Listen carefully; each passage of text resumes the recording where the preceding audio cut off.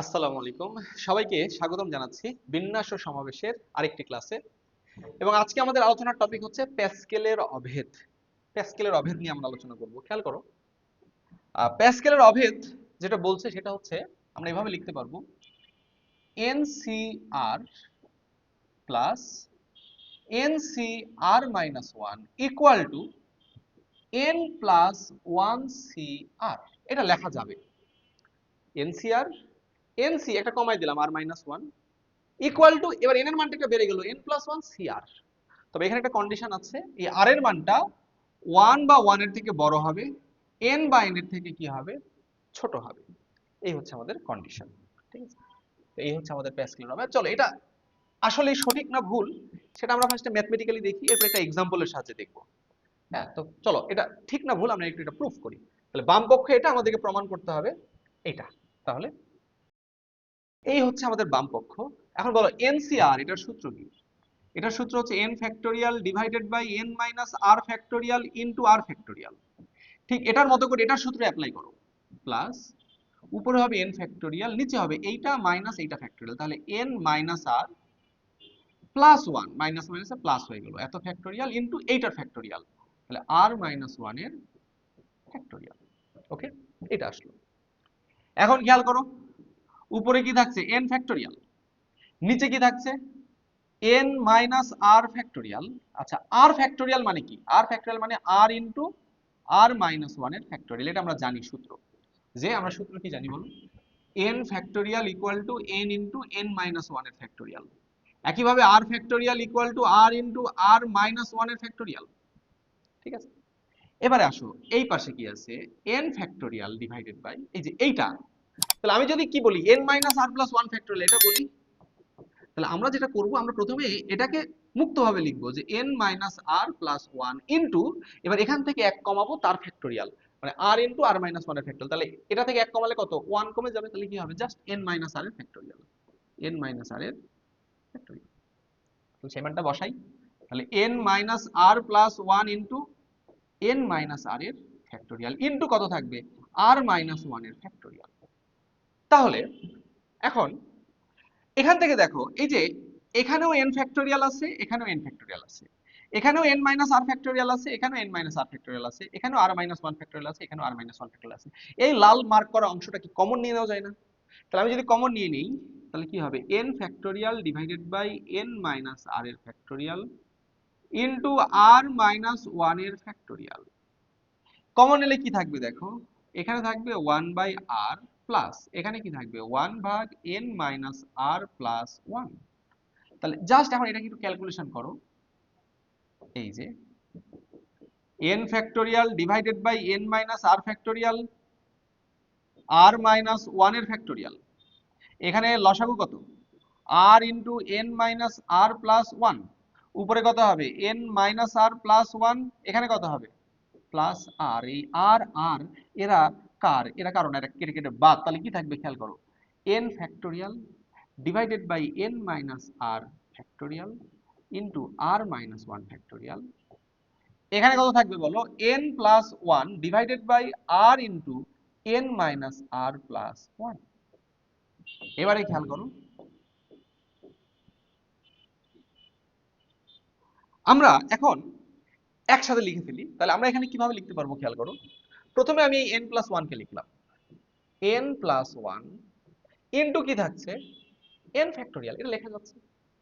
এখান থেকে এই প্রথমে এই n মাইনাস r এটাকে আমি একটু বাইরে লিখলাম, তাহলে কি হবে n minus r plus 1 into, তারপরে আমি এটাকে লিখলাম, তাহলে n মাইনাস r এর factorial.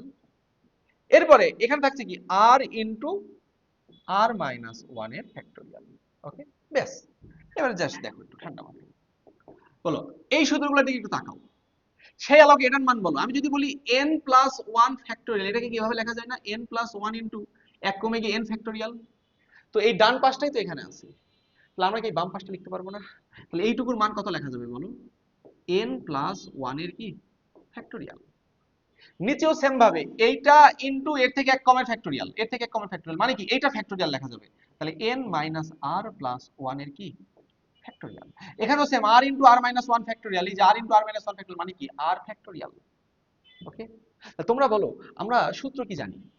n factorial divided by n minus r factorial into r factorial equal to কত? ncr। এটা আমরা সূত্র জানি। এখানে তো তাই আছে রে ভাই, এই যে উপরেরটা factorial divided by r factorial into এইটা মাইনাস এইটা ফ্যাক্টোরিয়াল, এই যে n plus 1 minus r factorial. তাহলে উত্তর কি হবে? n plus 1 cr। এটাই তো আমাদের রাইট সাইড ছিল। এই যে এটা বাম পক্ষ ছিল, এটা কি ডান পক্ষ ছিল। ঠিক আছে, মিলে গেল, এটা মিলে গেল। এই যে ম্যাথমেটিক্যালি আমরা প্রুফ দেখলাম যে এটা ইকুয়াল টু এটা, অর্থাৎ প্যাসকেলের অভেদটা এটা ঠিক আছে, সত্য। তো এখন ভাই এটা দেখেও আমার মনের ভিতরে জোশ আসছে না যে ইস, কি এটা, মানে কি বোঝাচ্ছে এটা। চলো আমরা বিষয়টা একটু ফিল করি। ধরো আমি এই যে A B C D E, এই পাঁচটা থেকে আমি তিনটা নিয়ে বিন্যাস সমাবেশ করবো। পাঁচটা থেকে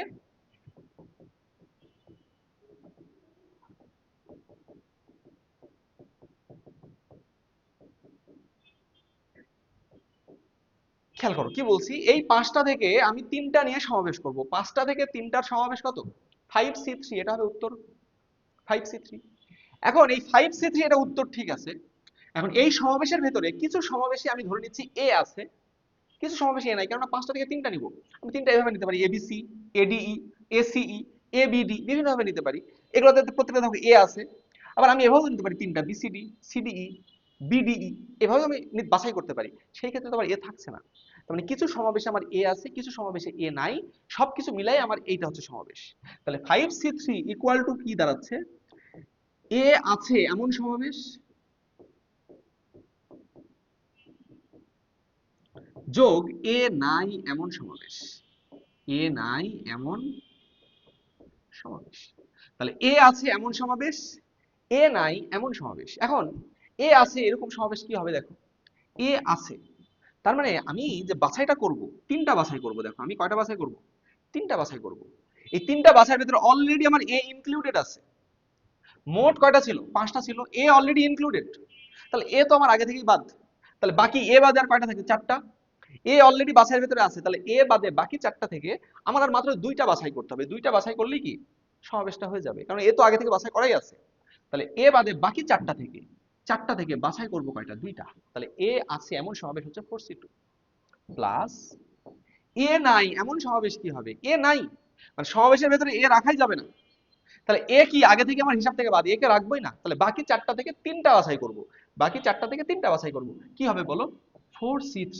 এটার মানে কত? 5c3। একটু সাজায় লিখি না, দেখো 4c3 প্লাস 4c2, এখানে কি 5c3, এটাই তো। দেখো 4c3 এনসিআর, 4c2 তিনের থেকে কম, তাহলে এনসি এর থেকে এক কম, আর মাইনাস 1, এটা ইকুয়াল টু কি হবে দেখো, এই এন এর মান কিন্তু একটা বেশি বেড়ে গেছে, 4 থেকে 5 হয়েছে, এন থেকে এন প্লাস 1 হয়েছে, আর এখানে কিন্তু এই যে 3 আছে, মানে যে আরই আছে। বোঝা গেছে? আশা করছি এই জিনিসটা তোমরা বুঝতে পেরেছো। চলো আমরা একটা এক্সাম্পল করব, তাহলে ব্যাপারটা তোমাদের জন্য আরো ক্লিয়ার হবে। বলছে প্রমাণ করো যে এইটা প্লাস এইটা প্লাস এইটা ইকুয়াল টু 70। তুমি নরমালি করতে পারো, আমি প্যাসকেলের অভেদ ব্যবহার করব। দেখো আমি এই যে 6c4 প্লাস 6c3 এটা একটা অবজার্ভ করি। এটা দেখো তো এনসিআর, এটা কি এনসি আর মাইনাস 1। তাহলে এই দুটো মিলাই আমি কি n প্লাস 1 মানে 6 প্লাস 1 c4 লিখতে পারবো না? প্লাস পরেরটা কত? 7c3। তাহলে কি দাঁড়াচ্ছে বলো? 7c4 plus 7c3। খেয়াল করো একই জিনিস আবার, এনসিআর প্লাস এনসি আর মাইনাস 1। তাহলে কি হবে? n প্লাস 1 মানে 7 প্লাস 1 সি আর, আর এর মান কত? 4। তার মানে কি 8c4। আর 8c4 এর মান ক্যালকুলেশন করে দেখো কি আসবে, 8 factorial divided by 8 minus 4 factorial. 4 factorial কাটাকাটি ফাটাফাটি করলে দেখো 70 চলে আসবে। এটাই আমাদের অ্যান্সার হবে। ওকে, আশা করছি এই প্যাসকেলের অভেদটা এবং এই টাইপের ম্যাথ তোমরা সবাই বুঝতে পেরেছো। তো ভালো থাকো। আসসালামু আলাইকুম।